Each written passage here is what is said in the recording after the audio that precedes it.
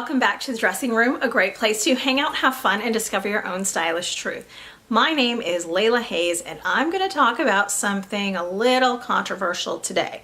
I am a closet fan of certain shows on TLC and WE, and one of them that I have been following very closely recently is Mama June from Not to Hot. I will admit a little bit of slight shame with watching this show and being a fan of this show. The thing is that there is so much more to this show than meets the eye. If you're just looking at the previews and the teasers, if you're just looking at the things that are going on in blogs and that you see on BuzzFeed and all of those kinds of things, it really seems like there's not much to June Shannon. It seems like there's not much to this show at all.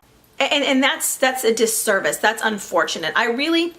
While part of me is not comfortable giving my attention to this type of show, I couldn't help but be interested, because I couldn't help but think about what would make her go through such a dramatic transformation, how that would affect her children, and the implications of her journey for women everywhere. So if you're not familiar with the show, June Shannon was made famous with the show Here Comes Honey Boo Boo, which was about her daughter participating in little kid pageants. She developed a reality TV star career after that, including going to marriage boot camp with her then partner Sugar Bear, where she found out that he was cheating on her and she kicked him out. She used up all of the rest of her savings to buy a really nice house in the suburbs and has really focused on her children. I think that's something that hasn't really ever come out very clearly in Here Comes Honey Boo Boo or in anything else when you hear about June Shannon, is that she is very, very protective of her children. And while she may not get Mother of the Year according to certain standards, pretty much everything she does is with her children in mind. The whole premise of Mama June from Not to Hot is that she finds out that Sugar Bear is getting married. Now, June and Sugar Bear never got married. They had a little commitment ceremony and stuff, but they were never legally married. And so, of course, June is hurt by this. She's absolutely better off without Sugar Bear, but she still can't help but be hurt. And, that's totally reasonable. And so it starts off where she's going to do this revenge diet. She wants to go to Sugar Bear's wedding because Alana, Honey Boo Boo, is going to be a flower girl. So she wants to go to this wedding and look hot. She wants to do the show you what you're missing out on, which, it's kind of ridiculous because she didn't really like him that much anymore, but I can understand where she's coming from. It's really threatening whenever someone you care about moves on. That can be really difficult to deal with. And so at first it starts off with dieting. She had managed to lose a lot of weight herself a few years ago, but she still weighed about 350 pounds, I think. She decided to get this weight loss surgery, the sleeve, done. And, her manager, Gina, who is a reality TV stars have managers, had told her that it would be a really great idea. She wants to do this, this weight loss and things like that. Well, Gina could book her a photo shoot and some extra goodies to really help her career. And so she starts with the sleeve surgery. And of course, weight loss surgery is not the whole thing. You have to deal with the underlying reasons that you're eating, as well as, otherwise you can stretch out a weight loss surgery. Just because they made your stomach smaller doesn't mean you can stretch it out. But what is really unique to me about this show that I didn't expect is that they were very raw and upfront about the way that June struggled, the way that she cheated on her diets, the way that she very clearly, and how she understands that she uses food to self-soothe, that she doesn't really have any other coping mechanisms, that deep down she's actually very lonely. But as the show goes on, she works really hard. She follows the diet most of the time. They hire a boot camp style trainer with her, and watching the transformation is pretty incredible. Not only does she lose weight, she gets into really good shape. One of the things though that is a little bit problematic is she does get the skin removal surgery, and the absolute most, to me, painful episode to watch is whenever she's out of the surgery for the tummy tuck and the breast augmentation, and she sees the scarring and feels like she looks like Frankenstein and she's ready to give up. She's like, and tummy tucks are some of the most painful plastic surgery out there, and she's ready to give up. You know, I admire her bravery. I don't know if it was out of contract or whatever she had to do that she continued on after she was feeling the way she did. The transformation was really incredible.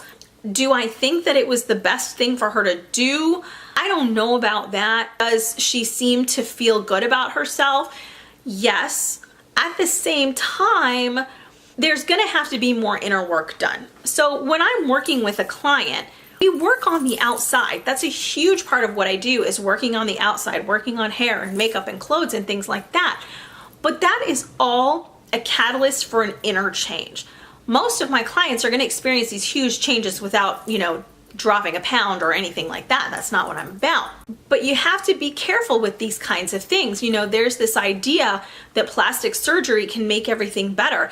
And this new show that there were commercials for it all over the Mama June show is, you know, Dr. Miami, this extremely misogynistic, chauvinistic jerkwad who objectifies women to, and to an incredible degree, very offensive manner, that, you know, he's all about, well, plastic surgery can make you feel more confident. Things like that, plastic surgery, extreme weight loss, all of that, they can make you feel more confident. They can make you feel better about yourself, but that can't be the only thing you do. Those things are catalysts and they go hand in hand with the inner work that you do. That to me is one of the biggest concerns for me about Mama June. You know, this whole idea, there is so much of the journey that I think doesn't get paid enough attention. You know, some of that show was very difficult to watch, the kinds of things that Mama June was going through emotionally, the kinds of things that her children were going through emotionally. Because, the fact is that she could have died under any number of these surgeries. It's not like these are simple things. And her children are scared. And, you know, her youngest, Alana, is plain old petrified that her mom, you know, that she's losing her mother, not just afraid that her mom is going to die, but that her mom is turning into this different person. I also can't help but think what that's going to say to Alana in the long term, that her mother went through all of this in order to look a certain way.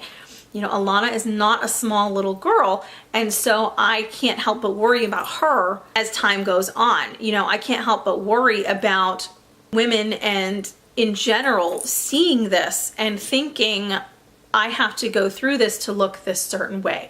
You know, it's bad enough that we're inundated with all of these diets and weight loss things and exercises and, you know, these clothes that are never going to look good on your average everyday woman, that we're you know, we run into, you know, we watch these shows like Mama June, and it's like, even if we objectively know that that's not possible for everyone, that it's not smart for everyone, that maybe it wasn't even smart for her, we still have trouble getting our subconscious to calm down. You know, there are no quick fixes, and that's okay. You know, it is okay to lose weight and not get the skin surgery. You know, it is okay to not lose weight. You know, health doesn't always go hand in hand with weight. You know, the reason I wanted to talk about this show is that there are just so many layers to it. There are so many things that are a concern to me, but I also think that when you watch it really as objectively as possible, you can learn a few things, you know, about how what you're doing to your body, your diets, your exercise, how those can impact the people around you and your children in particular. The price that really goes along with those kinds of drastic changes. The fact that changing behaviors and changing appearances is not going to have any long-lasting effect unless you change what's going on inside your head. In the show, Mama June's value goes up the thinner she gets. She had a certain amount of value as far as, you know, the novelty of her being, you know, kind of country and backwater, and sounding kind of dumb. But the thinner she got, they also showed her being more articulate. They showed the fact that she is not a dummy. It's like the show and everyone started respecting her more the thinner she got, which pisses me straight off. I understand that it's drama. I understand that this is a show. I understand that reality TV isn't actually reality. The message that it sends as a whole, the larger message, is really a concern to me. As as someone who has gone by the standards of this show, Leila Hayes from hot to not is my story.